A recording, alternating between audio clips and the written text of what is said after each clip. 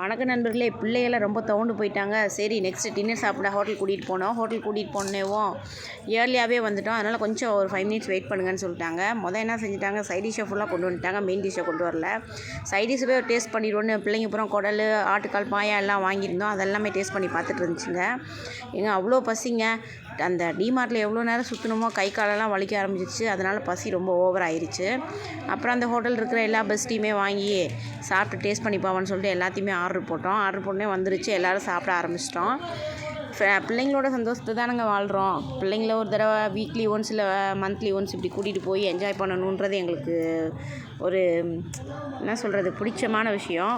நம்ம பிள்ளைங்க சந்தோஷத்துக்காண்டியே நாங்கள் வாழ்ந்துட்டுருக்கோம்.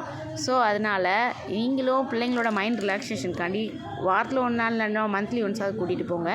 இந்த வீடியோ உங்களுக்கு பிடிச்சிருந்தா லைக் பண்ணுங்கள், ஷேர் பண்ணுங்கள், கமெண்ட் பண்ணுங்கள். ஹோட்டலில் சாப்பாடு சூப்பராக இருந்துச்சுங்க. Bye friends.